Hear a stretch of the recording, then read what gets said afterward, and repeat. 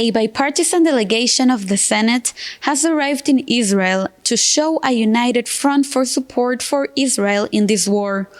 After meeting with Prime Minister Netanyahu, President Herzog, and other members of the Israeli government, the delegation heard the testimonies of the families of the American hostages. Then they spoke to the press and delivered a message of bipartisan unity on America's mission to stand with Israel now. We have your back. We feel your pain, we ache with you, and we and our country will stand by you in these difficult times. Israel's a strong nation, and at this moment, we say to Israel, you are not alone. The United States stands alongside you as an unrelenting partner. We met with the families of the victims of this brutal attack,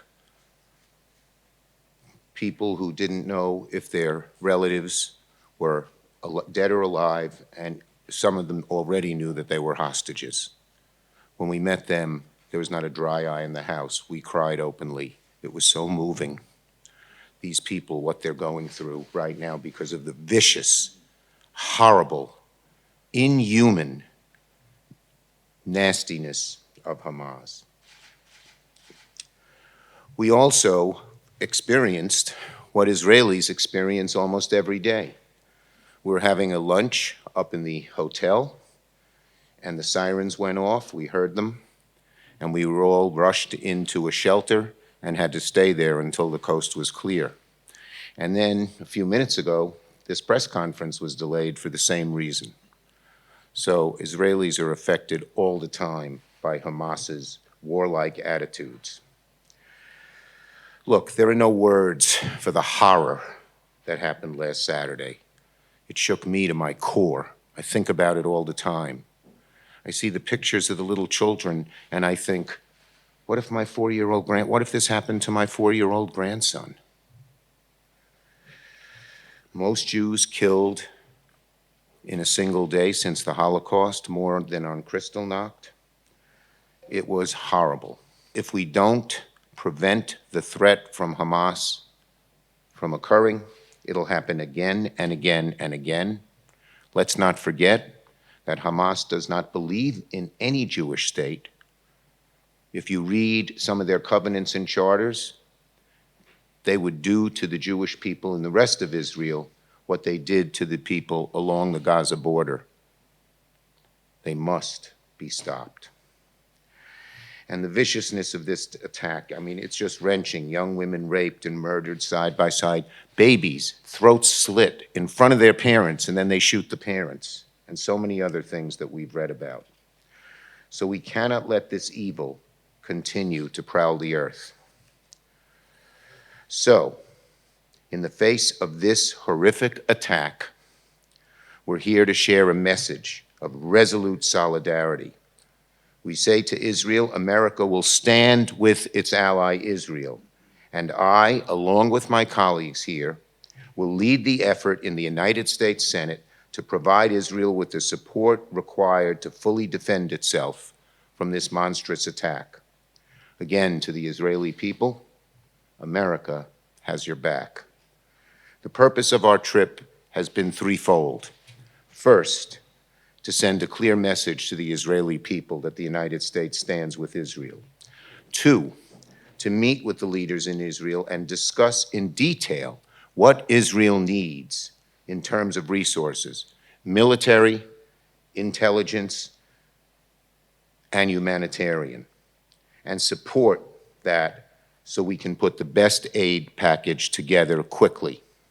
And three, to show that Israel's support is bipartisan. Behind me are 2 Democrats and 2 Republicans.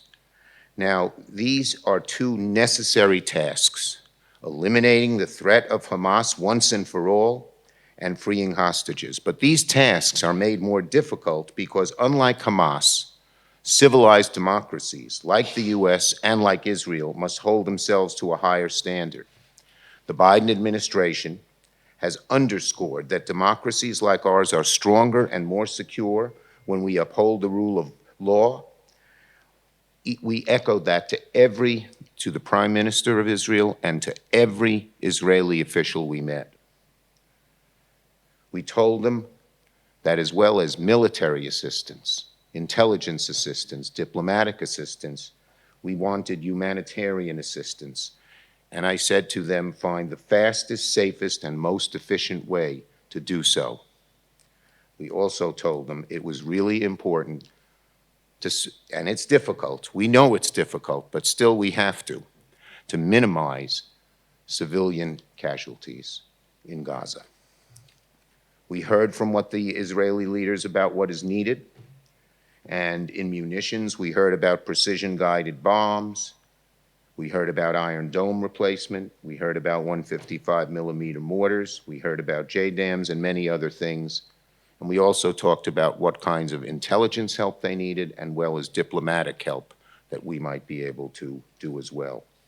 The needs, of course, are quickly evolving over time. So we will work with the Israeli government and the Biden administration to assemble the most generous package possible. Now, people will ask, what about the House? We're not waiting for the House. We believe if the Senate acts in a strong bipartisan way, it may indeed improve the chances that the House, even with its current dysfunction, will act.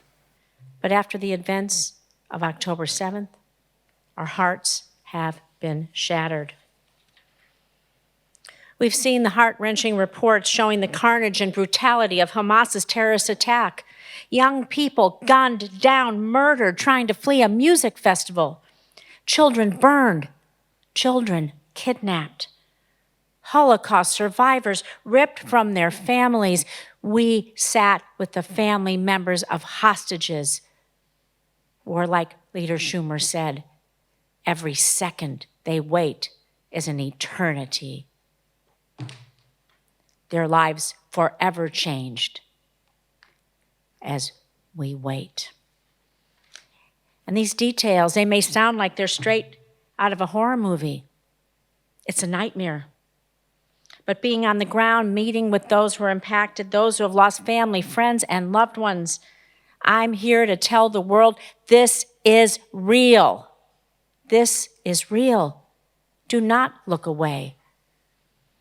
And as Jews, we know that never again, well, it means right now. And that's why we're here to say the United States stands with Israel now and always. Our support remains unwavering and unconditional. And we as Democrats and Republicans are working to deliver our support as quickly as possible because we know in this moment, in this place, and this here, and in this now, we must take decisive action. You have our commitment to do provide whatever assistance you need to defend yourselves from terrorism, whether it comes from Hamas, Hezbollah, or any other Iranian proxy. I want to add just two points. Number one, you're going to see pictures, as you could imagine and probably already have, of Palestinian civilians that are going to be injured and killed by virtue of the conflict which is ongoing. I hope we recognize that those individuals are being killed because of Hamas, not because of Israel. In many respects, most directly, Hamas is holding their own population, the Palestinian population, as human shields. They're using Palestinians to protect their own lives, Hamas's lives, and therefore when Israel takes action to try and go after Hamas and to take out its leadership, there will be individuals who are civilians and innocent that will be killed, and they will parade that as if this is some horror being perpetrated by Israel. Do not forget the lives that you're going to see lost on TV over the coming long period of time, potentially. Israeli lives and Palestinian lives are all the result of Hamas. But I would note with regards to those that have isolationist tendencies, that there's a war being waged against free countries, against democracies, against freedom. And it's being waged by Hamas and Russia and China, Iran, There are nations, Iran, Russia, China, that want to overthrow democracies generally. I mean, I'm here to say that the United States, has and is going to continue to support and stand by our ally, Israel, as you defend yourself from these barbaric attacks by Hamas. Hamas attacked and killed 1,300 Israelis and invited a response that they knew was going to happen that is now inflicting injuries upon the Palestinians. And whereas Israel drops leaflets telling people to evacuate to avoid harm, trying to save civilians, Hamas uses civilians to protect themselves and obstructs the ability of the civilian to flee from harm's way, forcing them to stay where they may be injured. Israel supported the United States in our war on terror.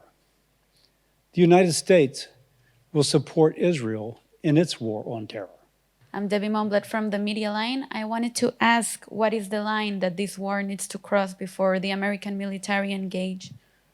Israel has never asked for the American military to engage.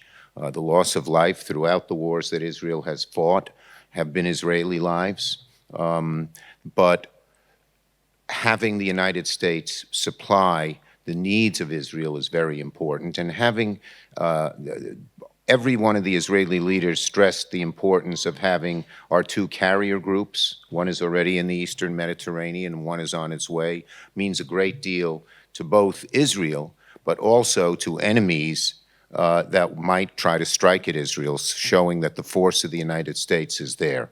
So I don't think anyone's asking for American troops, but American aid is much needed in a variety of different ways.